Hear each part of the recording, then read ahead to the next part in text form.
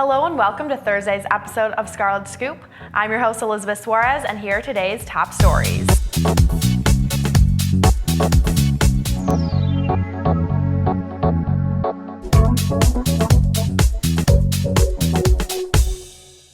On Thursday, Created Equal, a nonprofit education foundation, visited campus to promote their Vote Anti-Abortion tour. The campaign uses graphic images of abortions on trucks, signs, and TV screens to discourage people from voting for pro-choice candidates. According to the Partnership for a Drug-Free America, each day approximately 2,500 teens use prescription drugs to get high for the first time. The Student Health Services Pharmacy at OSU is attempting to combat those statistics and hosted their 6th annual Medication Disposal Day earlier this afternoon. The event gives students, staff, and faculty the opportunity to dispose of unused or expired medications in a safe, legal, and environmentally friendly way. Later TV was there and brings you more on the impact of the event. It'll cut down people using medications incorrectly or people stealing medications. That does happen. So just taking out of people's hands is a good way of keeping people from abusing drugs. So we have a multifaceted goal that reaches out to people at all ages. So we have toolkits that are online at our website, generationrx.org, that target people in elementary school, middle school, high school. We have specific collegiate toolkits that we present as part of the First Year Success Series. And then we also have general toolkits for adults, seniors, people that in the workplace, like workplace things that can be presented to people at work.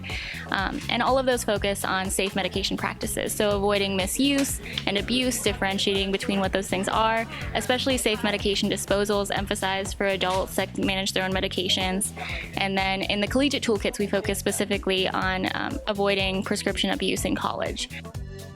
With Election Day just a little over a week away and Ohio being a swing state, Columbus has been hosting a lot of campaign visits for both the Republican and Democratic parties within the past few weeks.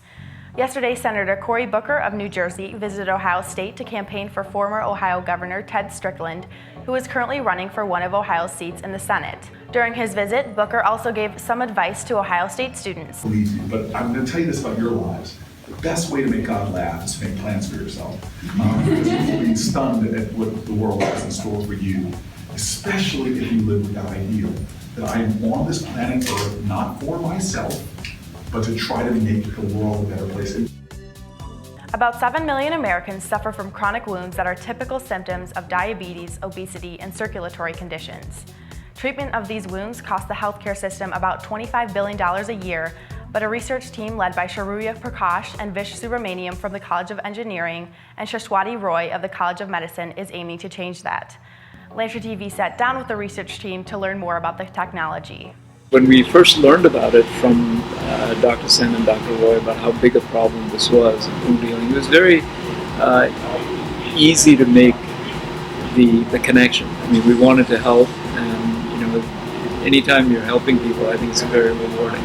Our hope is that it be used in the clinic as quickly as possible. Once it's tested, verified, and shown to be effective, we hope that it'll be adopted, used, and it'll actually make a difference in people's lives. Some of the reason why you would have a chronic wound is because of diabetes, obesity, and aging. So diabetes is a major issue because of which you will be having wounds that will not go on to heal in a proper time. So then what do you do can you provide some help to those patients because their life quality is extremely poor, and this would be also, many of the time this leads into major problems like amputations.